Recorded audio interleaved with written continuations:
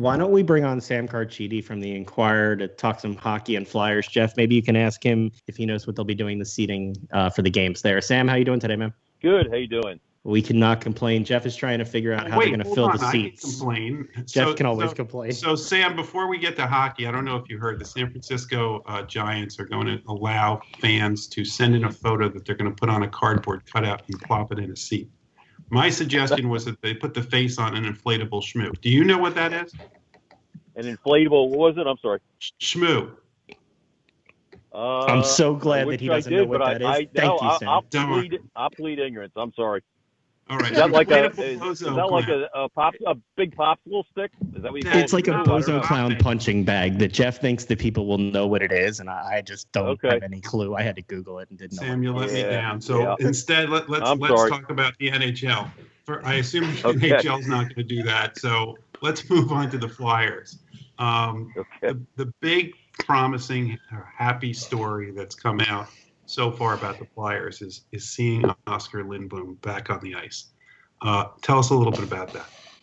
Yeah, it was amazing that almost 6.5 months after he was diagnosed with the Ewing sarcoma. For those who don't know, it's a rare bone disease, and it afflicts only about 250 people in the United States each year.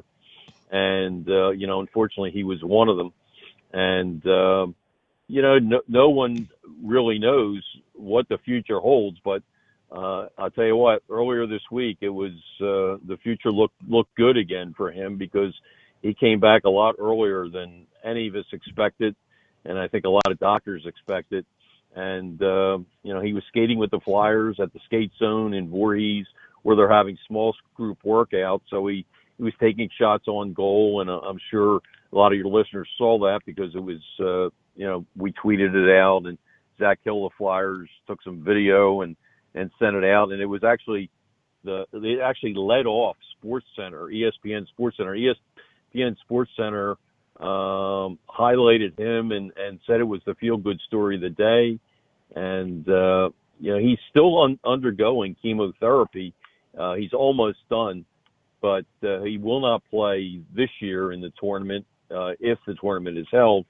But, all of a sudden there's some positive vibes that, maybe, just maybe, he could play next year. We'll see. He's had some surgery. He's had chemo.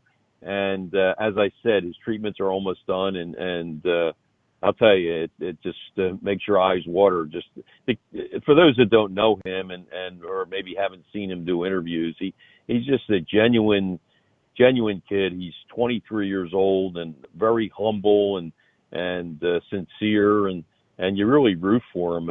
Even before this happened, I think a lot of people were in his corner. It's easy to get in his corner, and before the diagnosis, he and Travis Konecny led the Flyers with 11 goals apiece, and he was having a breakout season.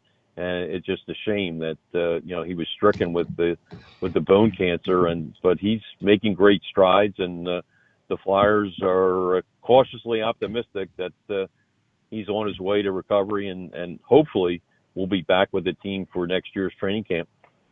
What's the feeling around the team as they head back into camp now and prepare for the restart of the season? How are the players and the coach looking at everything? Very optimistic. We talked to Robert Haig today, I should say, through interviews with Zach Hill, because reporters are not allowed in Voorhees right now because of the coronavirus regulations. But Zach sent some audio over to us, and like all the other players who talked this week, they think that they're going to pick up the momentum very, very early. They had momentum, as you well know. They won 9 of 10 games before the long pause, and that's over 3 months ago.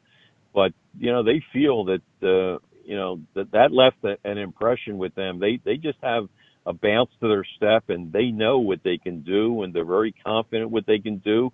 Yes, they're going to be rusty. Yes, all the teams are going to be rusty, but they feel, once they get training camp going, once they play an exhibition game or two, that the rust or most of the rust will be gone, and it won't take them long at all to get back to where they were. So they're feeling very good. they had momentum before the pause, but they also had some injuries in Van Riemsdyk, Nate Thompson, and Phil Myers. You wrote about that today. How are those three players doing? Yeah, all three are 100%, and all three are raring to go. So, you'd like to say it's a big advantage for the Flyers, but of course all the other teams are going to get their injured players back too. Now there are some teams that had guys that were going to be out, for even a longer period and won't be back. But most of the teams have players that have recovered. But it gives the Flyers an interesting dilemma because they were playing so well, and you really don't want to touch the lineup too much. But they actually have one forward too many right now. Do you pull a rookie out like Joel Farabee, which I think they probably will do, but it's not guaranteed. Van Riemsdyk obviously will go back in the lineup, but do you pull Farabee out and maybe move Scott Lawton to the second line left wing and have Van Riemsdyk as the third line left wing? Or maybe you bring Lawton out from the left wing spot and put him at fourth line center. That's a possibility, but as you know, they acquired Nate Thompson, and he's now healthy, and they acquired him because of his veteran leadership, and he's a good penalty killer. He's great on faceoffs. So I would think he'll stay in the lineup. So, some deserving player is going to be the odd man out. My guess it's going to be Joel Farabee in the beginning. I mean, they could always bring him back later on. But it's kind of a nice problem to have. When you have so much depth that a good player is going to come out of the lineup, that's a pretty good problem to have. So, it'll all come together if they get to this training camp, which they hope will start on July 10th. You talk about the depth on D. Where does Phil Myers fit in on D now, coming back in the lineup? Yeah, he should be on the second pairing, I would think. That's where he was. He's healthy again. And when the Flyers had their 9-game winning streak, he and Travis Sanheim they played off each other very well. Myers, of course, a right-handed shot. Sanheim, a lefty. That's probably how it'll be. I think Braun and Haig will be together on the third pairing. And Shane Gostisbehere, another quality player, but he was having an off year. He looks like he'll be the odd man out. The first pairing, of course, will be Niskanen and Ivan Provorov. But again, they have good depth on defense. Gostisbehere looks like the odd man out right now. That could change. But, when you look at how they finished, winning 9 of 10, including 9 in a row, and who was in that lineup most of the time, you have to think that Shane Gostisbehere will be out of the lineup, and that Haig will be on the third pairing with Braun, and they matched up really well together as well. How about, we've talked for years about the need for the Flyers to finally lock down their goaltender. We finally seem to have it with Carter Hart. What's your sense of how he's doing, and do you think he's ready for this playoff run and what's going to come before him? I do think he's ready, and I think he showed that because he got better and better as the season progressed. He was out with an injury, and he missed a few weeks. But when he came back, he was as sharp as ever. In fact, he was sharper than he had been before, and I think the rest maybe did him some good. He was 9-2. His save percentage was off the charts, .934 in those 11 games. When the season came to an end, he even played well in the last game, the 2-0 loss to Boston. So, we talked to him a few weeks ago. He's anxious to show himself, to show what he can do in the playoffs. The playoffs are when careers are made. He's a young kid. He's still 21, but he's anxious to show that and build on his reputation that he could be a big game player. I always say he's 21 going on 32 because he is so poised. And I think you're going to see big things from him when they come back. The defense in front of him has played very well. They're a big part of his success. And give the forwards credit for coming back as well, too. And this team was at its peak when this season ended March 12th. And, as I said, I think it'll take them a little while to get back to where they were. But with a good training camp and with an exhibition game or two, they're still not sure how many exhibition games we played. I envision this team making a strong run and winning their first playoff round since 2012. It's been a long time.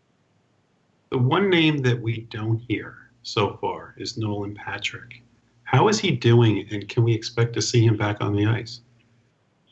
Yeah, from what I'm told, he's been working out and skating. I think you'll see him back on the ice. I don't think you'll see him on the roster. I think it'd be too much of a risk right now to bring him back and put him in the lineup. It's been almost a full year since he's been since he's been in a regular lineup. So he's going to have more rust than anybody. And with the migraines, it's a tricky situation. To me, I think he'll probably work out with the team, but skate with the team as he was doing right before the season ended with a long pause. But I think he'll be around, and I think it'll be valuable to have him around. But my guess is that he probably won't be back until next year. And but the Flyers have been mum on him. They really. I tried to talk to Fletcher the other day about his progress, but they didn't get back to me. So they want to keep it under wraps right now, which isn't really a great sign. I think if he was ready to play and take a regular shift, they'd be ready to talk about him. But Chuck Fletcher did not want to talk about him at that point. So I can only assume that he's still skating, and but as I said, I think he'll be ready for next year. That's the hope anyway. From a larger NHL perspective, they're supposed to begin Phase 3 on July 10th, allowing teams to start training camps. They're narrowing down their hub cities. Looks like they just eliminated Vancouver. What do you expect to see from the NHL in the coming weeks as this all gets laid out? Yeah, to be honest, I thought they would announce it this week. That was the rumor floating around. I think Vegas will probably be one of the cities.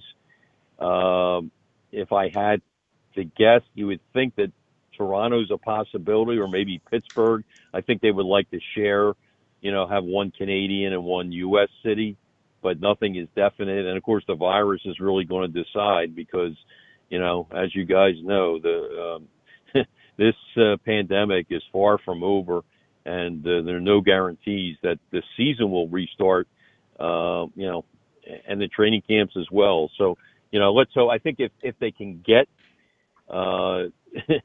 through training camp, then I think there's a good chance we'll have a season. But getting through training camp is going to be tough with the way the virus has come back. So, right now, anybody that tells you they know what's going to happen and they know that training camp's going to start July 10th is just guessing, because nobody really does know yet, not even the NHL. Some of the players have already tested positive. What is your understanding, or have you talked to any of the players about how they feel about continuing on as this progresses, and some or players will probably test positive? Yeah, if Bill Daly, the deputy commissioner, said if one or even two players from a team come down with the virus, that doesn't necessarily mean that the tournament is going to stop. And, which is a little puzzling, because I would think that you would have to almost put all the players on a team in quarantine, but apparently they're not going to do that. So the players are still concerned about this, and they still do not have an agreement to start on July 10th. That's the hope. They'll start July 10th. But the players have concerns. They have health and safety concerns, and that's something that the players are still trying to work out. It's not a slam dunk that they are going to start July 10th, especially with some of the hot spots acting up again, and some new spots acting up around the country. So, the players are definitely concerned. It's not like they're saying, hey, we're going to start no matter what. They do not feel that way, and the NHL doesn't feel that way either. But I think everybody is a little bit more cautious this week than when they made the announcement. I guess it was like 10 days, 2 weeks ago, that July 10th is when they were hopeful that training camp would start. I think everybody's a little bit more reserved on that right now. So Vegas seems to have Tampa Bay and Vegas as the leaders coming out of the clubhouse. If you had to pick now, who would you have in the finals? Yeah, I would probably say those two. I would pick Tampa Bay. Boston people would probably disagree. Boston, of course, was the best team in the NHL, and they have a lot to prove too. They have a chip on their shoulder. So I think it'll either be Tampa or Boston, and I think Vegas is a solid pick on the other side. You know, and there's some dark horses over there. I like Dallas as the dark horse. I think that's a team that could cause a lot of problems. You know, they came close last year to beating the Blues, and a lot of people overlooked that. So, I think Dallas, if you're looking for a dark horse, is my team to come out of the West, if not Vegas. And I'll go with Tampa because, as I mentioned, Boston's got a lot to prove. They lost a Game 7 last year to St. Louis at home, and that's left a bad taste, and it really inspired them to a tremendous season. But Tampa knocked out in 4 straight in the first round after a historic season last year. So I think that Tampa has a lot of motivation. So I would pick Tampa to win the whole thing. Sam, always appreciate the time you give us. Thanks for hopping on. They can follow you by reading you in the Inquirer, follow you at Broad Street Bull on Twitter. You have a great one. Appreciate it. All right. Thanks for the time, guys. Always appreciate it. Have a good weekend.